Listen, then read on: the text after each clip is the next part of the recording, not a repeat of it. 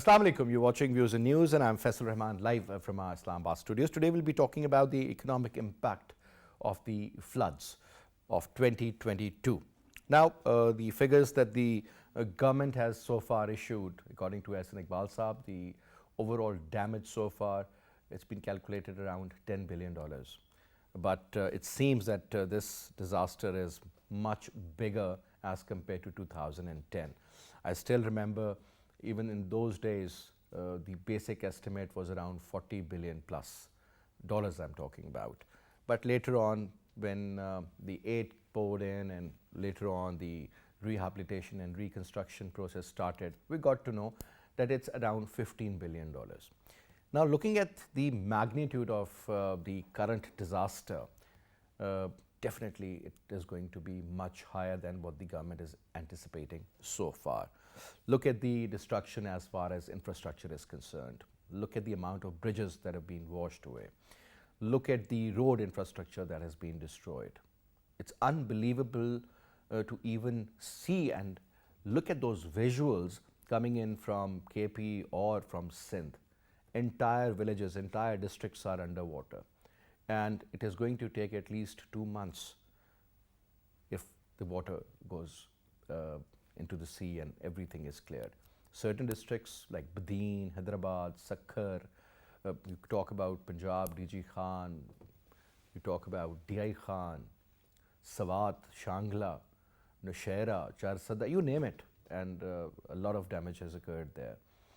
Nasirabad in Balochistan, or for that matter, you talk about Jafarabad, and then certain other areas where there used to be no rain. This time they have experienced enormous amount of rain, and that has resulted in certain casualties and so many other incidents that ended up displacing around 33 million people, just imagine, and killing over 1,200. These are the current estimates, and as far as injury is concerned, over 5,000. When you talk about the houses that have been destroyed, it's around 1.1 million. So you can well imagine. So is the case with the livestock that has been lost. A lot of people believe that the crops that will be harvested might not be of that quality, number one, and maybe they'll be only harvesting certain areas where you cultivate, but currently you have to prepare the land, and that is going to take a lot of time. Because I remember in 2010 when I visited certain areas, the flood affected places, the ground was as hard as concrete. So you can well imagine how much effort that is going to require. A lot of machinery definitely needs to be there in order to bring back that livelihood which people have lost, and I hope that is done as soon as possible. Now, before I introduce you to our panelists, our production team has prepared a report. Let's watch that first. Catastrophic impacts of the disastrous torrential rains and flooding in Pakistan is testing the economic capacity of the nation, which was already struggling from the spillover effects of the global economic crisis. The United Nations, while acknowledging this calamity that killed more than 1,000 people and displaced 33 million, has stepped up its efforts to provide relief to the effectees of the devastating floods. The spokesperson for the United Nations Humanitarian Coordination Office told that a $160 million emergency plan to help Pakistan deal with devastating flooding has been launched by the United Nations, aiming to reach 5.2 million of the most vulnerable people in the country. The United Nations Secretary General Antonio Guterres is paying a solidarity visit to the country next week. The United Nations spokesperson told that UNHCR, the United Nations Refugee Agency, is providing tents and other relief items from existing stocks in Quetta and Peshawar. He also drew the attention to the World Health Organization's warning about significant public health threats, including the risk of diseases such as malaria and dengue fever. He added that WHO is working closely with the Ministry of National Health Services, Regulations and Coordination, and WHO is increasing surveillance for acute watery diarrhea, cholera, and other communicable diseases, and is also providing essential medicines and medical supplies to functional health treatment centers treating affected communities. Meanwhile, Prime Minister Shehbaz Sharif has convened a meeting of parties members of national and provincial assemblies in Islamabad to review the ongoing relief activities in the flood-affected areas. On the other hand, Foreign Minister Bilawal Bhutto Zardari recently expressed satisfaction over international response to the United Nations flash appeal for help of flood-affected people of Pakistan. Talking to PTV, he said, "At present, we are focusing on relief and rescue operations for which we have appealed to the international community for an assistance of over $160 million. Now, to talk about this, let me quickly introduce you to our panelists. We have with us in our studio Dr. Mohsin Hafeez, country representative of International Water Management Institute, Pakistan. Thank you very much, Dr. Zafar, for your availability and for your time. And we also have with us Amer Zafar Durrani, President Reenergia, World Bank. Thank you very much, Durrani sir, for your presence as well. Now, Dr. Mohsin Hafeez, I was going through an article last night. Very interesting details were there. They said that even if the dams were built, obviously destruction was there, but perhaps we wouldn't have been able to save just only because of dams. Then there are like streams or which let the water flow and go out. Encroachments, lack of planning, bad governance, and then not understanding that the global warming is a reality. Climate change is perhaps won't be coming, it's right there. Look at the melting of glaciers. You talk about low pressures being developed and then sudden cloudbursts, whether in Sindh or in KP, resulting in flash floods. And then the capacity again because we always have this reactive approach rather than having a proactive approach. The capacity is right in front of you, sir. Damage has been done. Your 1.4 million hectares of land where crops like cotton only was almost ready. It's gone. Rice, sugarcane, wheat, fruits and vegetable, onions in particular, and tomatoes. I mean, these are the basic products that you need in your kitchen. Sir, I mean, the question isn't there, but why? Thank you, Faisal. I mean, you asked a very important question. Let's look around that one, the Pakistan as a region where we are located. Pakistan, on one hand side, we are just producing a 1% of the global greenhouse gas emissions. But on the other hand side, we are on the 8th most vulnerable country around the globe. And one of the fundamental reasons why we are on that one is just on the geographic location. On one side, we have the Hindu Kush, Kumalia, and then all the Karakoram and all sort of regions, where we are getting there so many more than 7,000 that the small glaciers are there, and that's on the outside of the polar circle. Now, in that region, we are getting it typically around 70%, 60 to 70% of water is coming from snow and glacier melt on average year. Is it just because of the heat? I will just come. What's happening? That's a typical in any given year. That's how the water is coming into the Pakistan. That's the source of water. Is our 60 to 70% source of water is coming from snow and glacier. What happened in this particular year?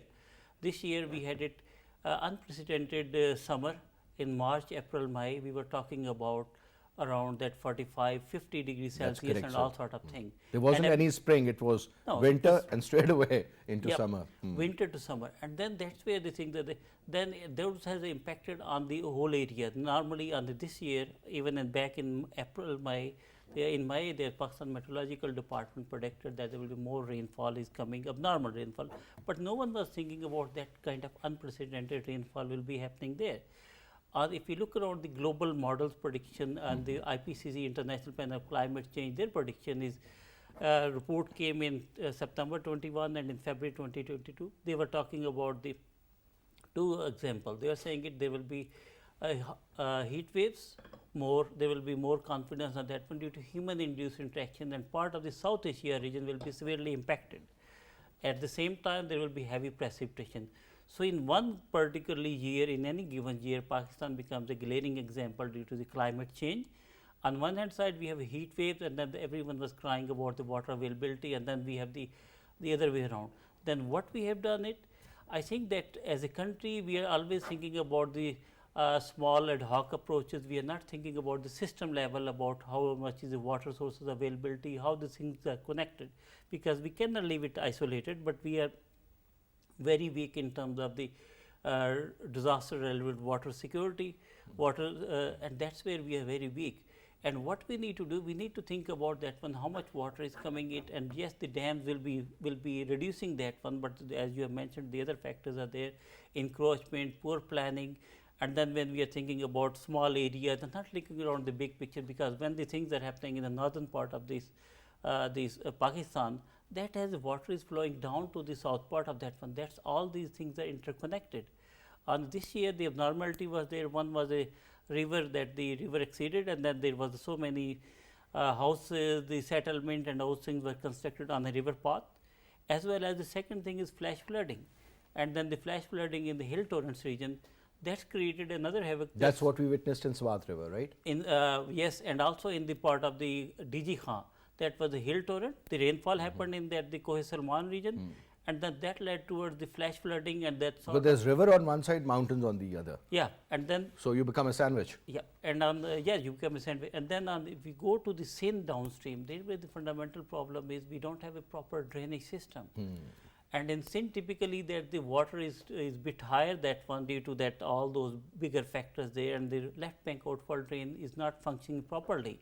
And then that led towards all the water is overflowing, excessive rainfalls are happening there, and that's all led towards the chaotic situation there. Now, if you talked about the food price, the food thing, more than 2.2 million hectare area of the irrigated agriculture has been destroyed, and that will be having a severe impact on our food security. Right now, we're in terms of inflation, food is around 40%. What will happen now?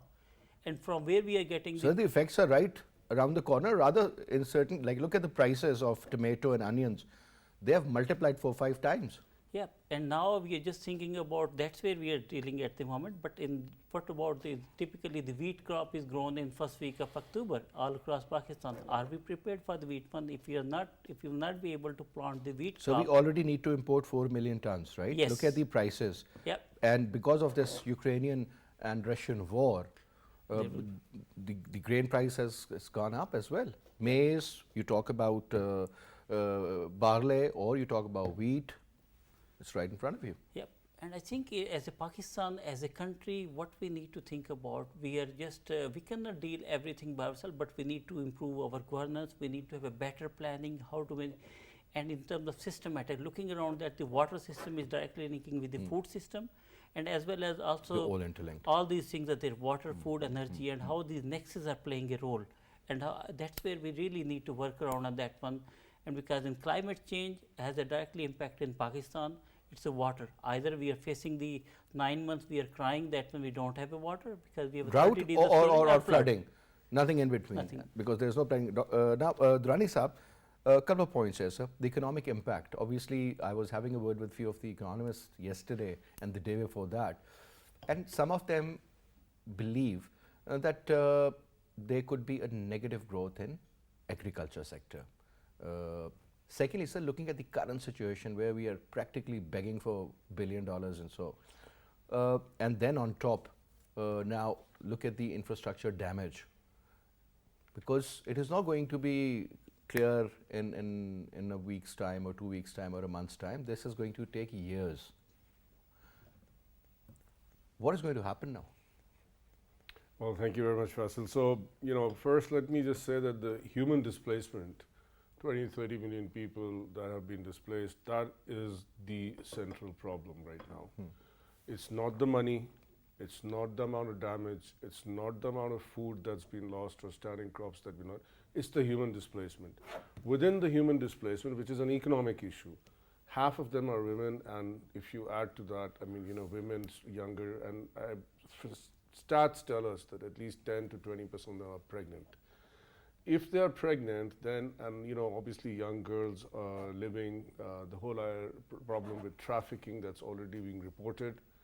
I think we need to wrap our head around how to resettle, immediately provide relief to these people. Not rehabilitation, just moving them into a way of life where women who are unfortunately already, their movement is taboo, and now because they are out in the open, they are being taken advantage of, becoming very and they are the ones who are coming very under vulnerable. real stress. And that's an economic point, because it's these women, to be honest, who help till the land, who help pick the crops. So, you know, a part of your workforce, labor workforce in the rural area is lost. In fact, the major one. If you look at the capacity carried per ton per year per woman and children, it's 90% of the total load. Men only carry 10%. So this means picked this is woods, surprising. crop, cut crop, brought into the houses, helped Especially with cotton spreading. picking. Next, I think let's get the numbers of deaths right, because again, an economic factor. Even if this goes to 10,000, we lose more than 10,000 people per year in road accidents alone, right?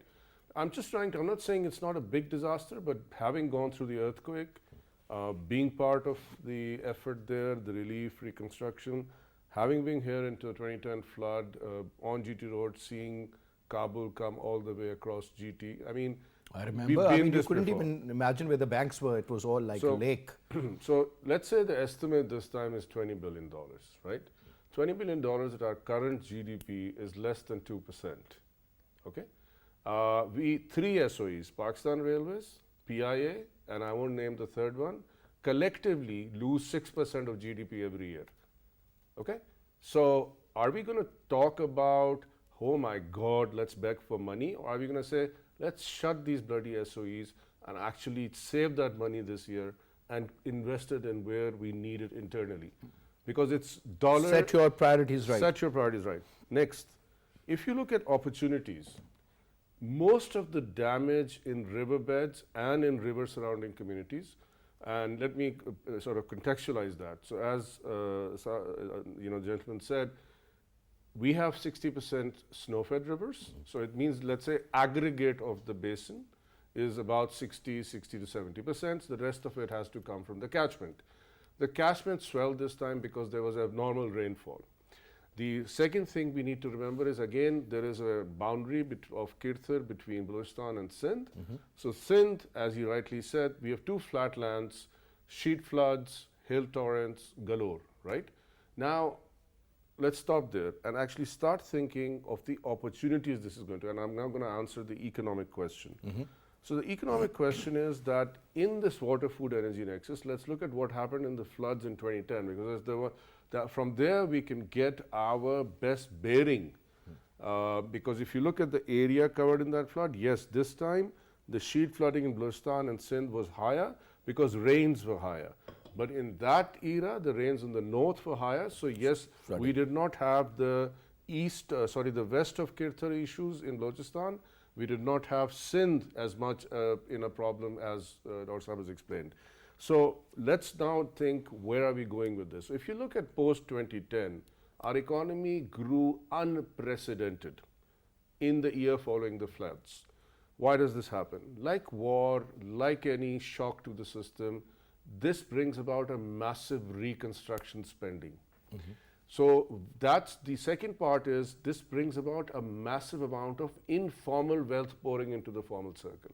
So all this money that you're seeing being collected in kind and in cash, going through Al-Khidmat, going through A Million Smiles, that very lovely young man Jabbar, all that money is actually coming out of the pockets which don't Getting pay into tax. the economy. Hold on. So some of the informal is getting converted there. So any economist that is going to tell me that just because we lost 20% of our wheat, where are we going to plant it? Believe me, we have a lot. So let's think about it this way. We have a lot of Barani land, right? We have two types of agriculture. One is river, water, canal fed, and we have Barani. Crop switching will happen. We may have more pulses than we ever had next year, because chana, gram, a lot of these pulses, they are basically sandy soil crops that rely on like rainfall. layer. Second thing on this part is the water level is going to go up. Not only is it going to clean the aquifer, it's actually good. So, and the other side of it is the deposits that these rivers are going to leave, especially in Punjab, are going to make the land more. This is like rejuvenation of land. But let me give you the icing on the cake, because I think that is just, for me, fantabulous, and a lot of people are going to kick me, especially the Saeeds and the Pakistan, etc. But I am so happy. You know how long it would have taken if I was Taimur Jhagra or the head of finance in KP, or even the chief minister, to get that bloody hotel in Kalam, out of the way and said you're illegal construction. So God did it for you. Go get a stay order now, my dear friend.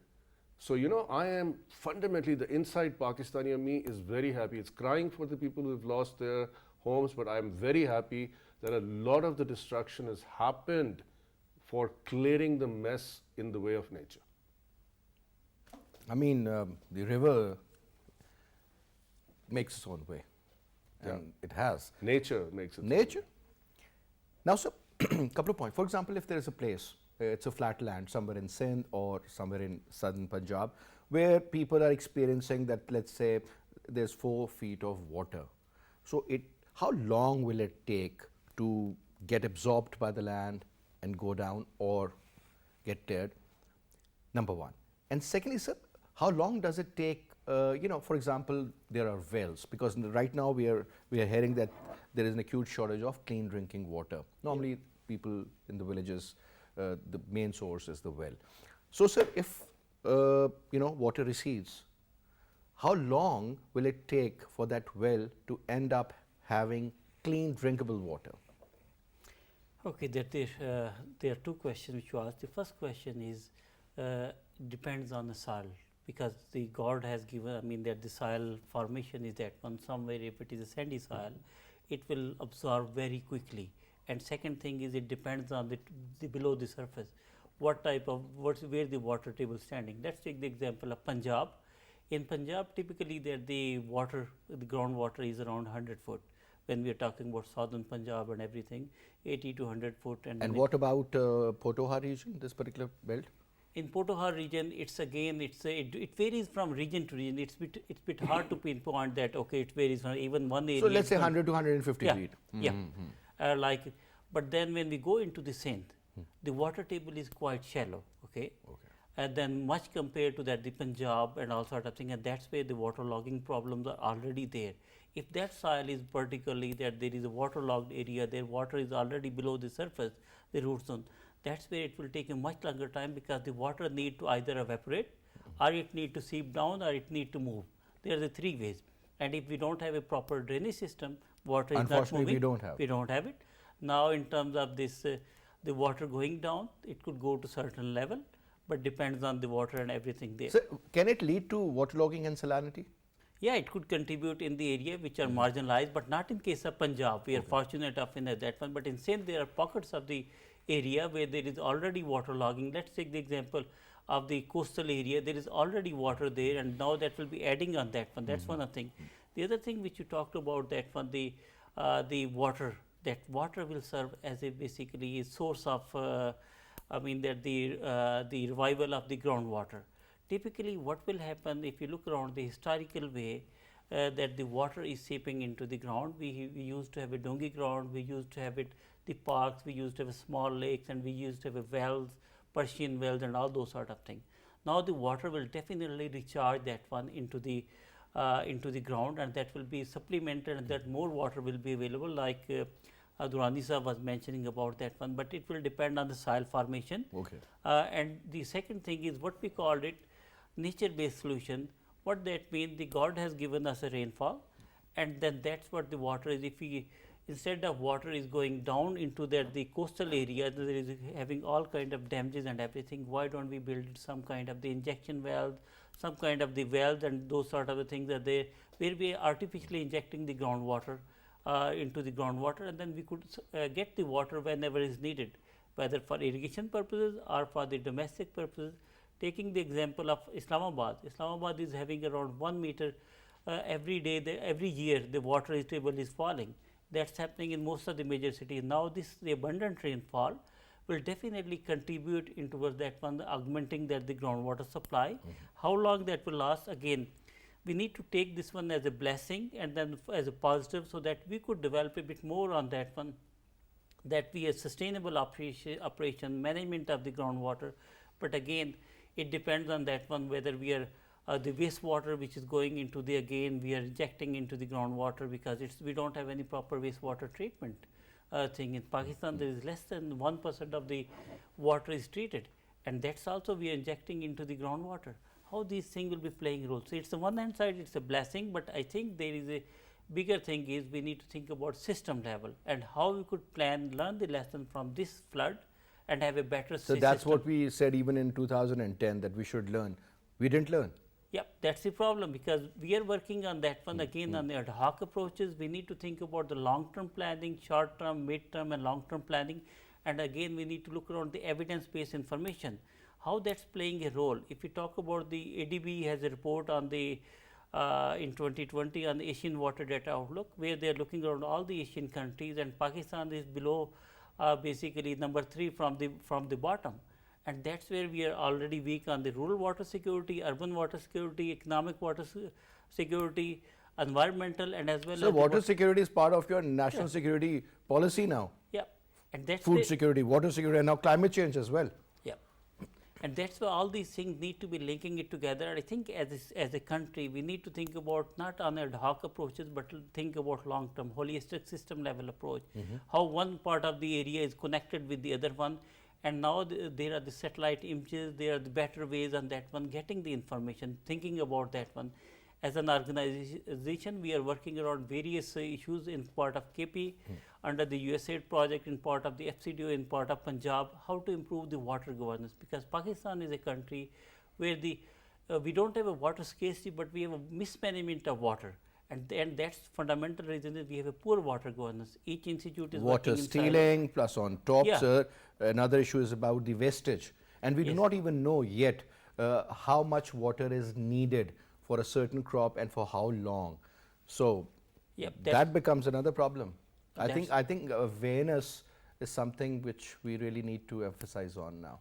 100% we need to work around, because 90% of water is used for agriculture, and we have a supply driven system now. In one of the project in part of the under FCDO project, we are going to introduce about the irrigation demand forecasting, so provide to the farmers when exactly the water is needed, and that's applying the things in Okada, but also at the same time how we could, this is a supply driven system, how we could augment with the additional water which is coming from the rainfall, storing at the farm scale level, and that could be used whenever the water is needed for the crop. I think again we don't have any kind of the future estimate about for domestic one, what are the water needs. The industry is using as much as the water, industry is not doing any standard, and there is no water pricing. Everyone think water is a free commodity. And last thing is about talking about that one, we are thinking not raising awareness. I was watching CNN and there's this place in New York called Jackson. So there was some problem regarding the water supply because either it was contaminated or there was something wrong with that. So around 170,000 people were without drinking water and without the water normally they use in the house. So there was this hue and cry. So I was just comparing that, look at 170,000 versus what we are going through. So I think we need to learn a lot. Now Durrani Saab, talking about cotton, food is one basic commodity. Yes, that is very important. Prices will go up, scarcity is going to be there. But sir, when you look at your exports, Durrani Saab, imports again we'll have to, whether we'll be importing onion or tomato or whatever, the ban has also been lifted. Import bill has always been high. We are an oil importing country, we'll be importing LNG, which is so high at the moment. I mean, look at the price, it has almost gone up 10 times. So the cases with coal, 5 times in a year's time. Now, sir, since the cotton crop has been destroyed, obviously we'll be importing more just to make sure that these textile units keep running. And just to make sure that they keep running, import again, that cost, expensive crop, and on top, because almost 60 to 62% of your total export is based on cotton products, textile. How do you see this equation? Well, Faisal, I mean, so far, for cotton, specific answer, we are producing shitty cotton. So if you ask the people in from the ginning sector, they would rather buy cotton from somewhere else. Egypt? No, just let me finish. So basically, right now, if you look at the sector, which unfortunately or fortunately, we did some homework there because we were hired by Aptima recently, just finished the report on energy tariffs. And in doing so, I realized that, but still 90 or 98%, sorry, no, 95% of all cotton produced in Pakistan is used internally. Very little now goes abroad in terms of any grey form or as Value raw addition. cotton. Those are very specific niche varieties like brown cotton, etc., things like that. We import a lot of cotton. Now let's see the impact. If the government thinks on its feet, I would actually provide, and I know that my own colleagues at PIDE are going to kill me if they hear this, but right now, $1 of subsidies in energy bring $3 in forex back into the country through the cotton export. This is the simple equation, okay? Now tell me one bond that we can float, or one sukuk, or one something that we can do internationally that gives us that level of forex return. Nobody does. So let's say that the extra subsidy this year on cotton for import, if it is given, because that import value chain in Pakistan, that's the highest consumer of energy. It's not the composite sector, it's not the Khadis and the Chenwans or the Wranglers or whatever. It's that ginning and spinning and weaving sector that takes the maximum amount of energy as compared to the last two processes, which is composites and basically producing cloth. So therefore, let's say we were to do that, we would be giving $2 and getting $3 back just for this year. So I think as part of the cotton policy this year, the Ministry of Trade, and they would be well served to actually think about this and do it now. And actually it would be very good, because this would also thwart some of the rich landowners that are producing bad cotton in the smack in the middle of Punjab, have not moved to new seed, are not keeping up with times, and are forcing our industry to buy substandard cotton locally. So I think again, I'm an eternal optimist, so you're asking the wrong guy. I think this is an opportunity for this, but the government should decide on the subsidy. But let me add two things to your question here. I think the other important thing this year, because I think Dr. Saab here is Institute of Water Management, and he's getting funding from here, from there. We run in the market commercially and bid for stuff. But end of the day, we just heard that the USA is going to give us like, I don't know, $30 million. The 100,000 is coming in immediate relief. And I tweeted about this and I said, just return it. You know why? I think the only way... Nobody's going to return it. No, but cash is pouring in. No, that is no cash. It will never see your hands. It will never see your hands. So if you do not have discretion on spending money, then you better not borrow that money. It's like you saying, Habib Bank, give me an... They say, no, I will bring you a house which is made like this and you just go live in it. Will you ever do that? No. So I think it's stupid to ever think. So here is some learning from the last two big episodes, the earthquake and the 2010 floods. Ask all bilateral in-kind assistance, whether even they call it a grant, right? Because most of it's going to be, the little ones are grants. Pool it and tell them leave it in a pool and establish an audit mechanism on spending, but do not let them spend it. Primarily because you have 30 million people to bring back. Each $1 will command disproportionately high level of our bureaucratic resources, our ACs, our DCs, our people in the union councils, because they'll all be running around and be employed by these little projects that are going to mushroom from nowhere. This is again a big learning. So we got to tell all these people, and this is Mr. Bilawal Bhutto, he has to sit down, get these people organized and tell them, hey guys, you need to put it in a pot.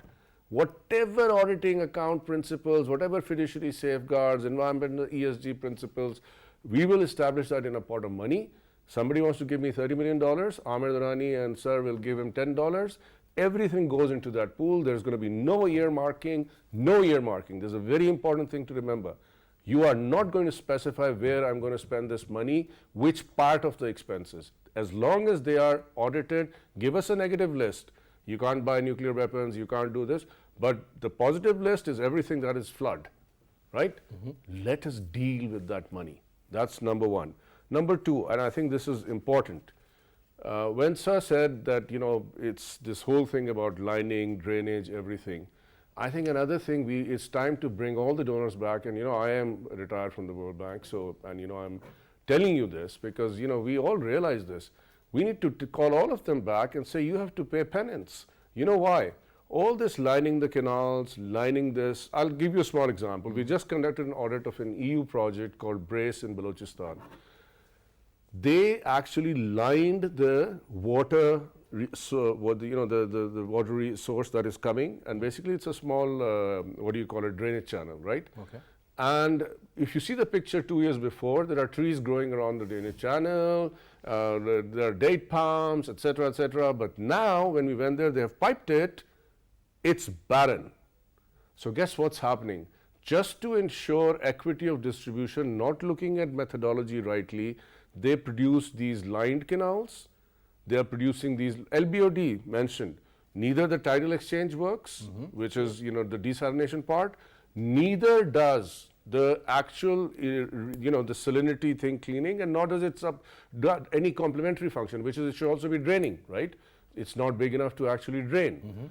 Last thing, I think it's a fantabulous idea to take this even, I believe me, not more than $100 million will be required. That's why I'm saying collect the chump change and give it to people like us, establish an audit mechanism, we're going to bore holes and we're going to perforate and we're going to recharge aquifers, right? This water, instead of letting it sit there and flies to accumulate and people try to dead and plant fish and do stupid things, I think it should be injected back. Sindh, as he rightly said, has a very high water table, but it is very saline. You see, Lahore has a very high water table, but it has a bad water table, then a good one, then a bad one, because of all the ingress. So these are kind of layers underground? Yeah, absolutely layers. And Like lakes, the upper part of Pakistan is very nice, because the upper part of Pakistan is actually earth turned like this. So from Swan, you go to Haro, you go to Terbela side, any place. These maps are available with us. There's enough homework with NARC maps. They tell you that we don't have to worry about water going down to it will take care of itself. But as he rightly said, when you're getting into some of these very hard soils, clay soils, etc., where porosity is very low, we will have to do some water injection, and this is simply the reverse of a water pump. It's exactly that simple. You're just depositing it, right? Now, I don't think, and again, I think the ending part of this is who's going to do this. I think the government should not be doing it. All these people who are displaced, it reminds me of the SWAT operation of 2008, right? When you go back, you're given a basic booklet, go back better. So we will say, build back better. All of us know community mobilization. Pakistan has a very good example, just like India, just like Bangladesh, of being one of those countries that luckily have mobilized communities. They actually work. Right? It's been there for the last 40, 50 years. So why don't we ask these communities, give them simple booklets, this is how you're going to go back, here are some fundamental things you're going to do to ensure that you build back better. Remember, the earthquake reconstruction was not done by government. We gave them, you put the lintel, you put the base, you get 30,000 rupees. You put the first slab, we check if step by step. No, if you're using reinforcement, if you're using a space frame, I remember the we Turkish gave them model, standard. No, there is no Turkish model. There is all Pakistani model. Some dumb people, excuse me on national television, but very dumb people are saying, this is the time to bring new kind of housing. No, this is the time to indigenize better designed housing in Pakistan.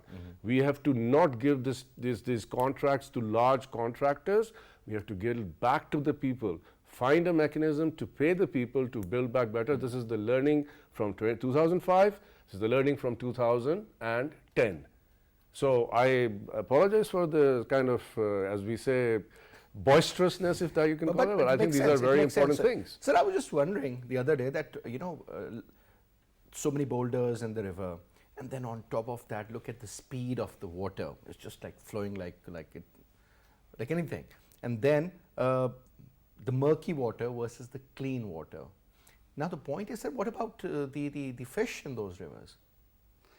That's a very important. Flushed into the sea or what? I will. Okay, let me first. Comment on what Durrani sahab said.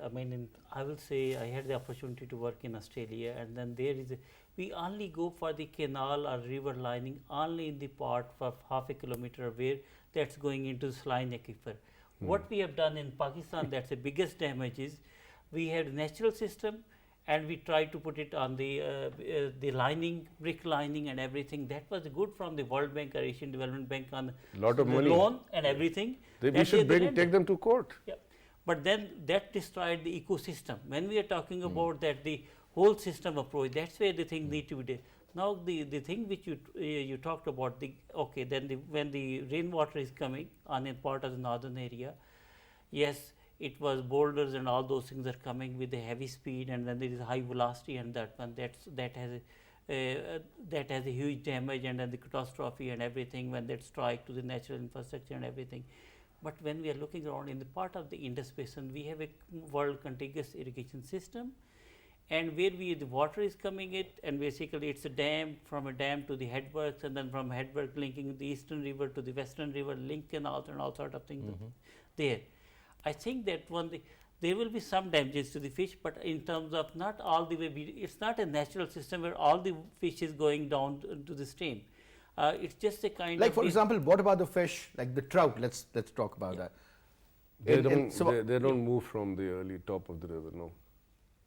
They can go against the stream, Yeah. but still, I mean, a man Yes, so a can't few even trout stand. died, but they will not live in sin. They will always live in fresh Yeah, water. what I'm saying is like, isn't it like you throw water and everything is washed away and taken along? Marine life is very different. I mean, sir, batata. But I was just thinking about it. No, I last think night, it's just even that if we move around, let's take the fish from that part of, because the fish need a natural environment. There's the cold weather and all kind of the water temperature and everything there. If you move that trout fish from that kind of the cold temperature and the environment there to any part of the Punjab or Sindh, it will They not won't survive. They won't survive it. So I think there is a natural way. Yes, there are some damages there, but I don't think that one that will be bigger damage there. Biggest damage is basically on the way on that one, the infrastructure and also linking up together and everything there. One other thing with Durrani sir was mentioning about we are getting about $1 billion from IMF, and we have to impose accept so many conditions and everything. But take the example of water. Every year we are wasting around 35 to 40 million acre foot water is going downstream into the during the monsoon season, and equivalent to, many studies have reported around 1 million acre foot water is equivalent to $500 million to the $1 billion in terms of the value. True. And $120 billion worth of water went into the sea in 2010. yes, and that's where we are So you're talking about something almost equal to your economy. Imagine $300 billion worth of water. Boom. And the other thing which we often forget, we worry about the import and everything, but let's say if you spend $1 on disaster reduction, you will be getting $6 in return in terms of better Well, sir, management. climate change definitely is having a lot of impact on our economy as well. I mean, everywhere. But anyway, Durrani sir, thank you very much, sir. It was a pleasure, Dr. Saab, having you in the program. And that's all we have for this hour. Inshallah, I'll see you again. Till then, you take good care. Khuda Hafeez.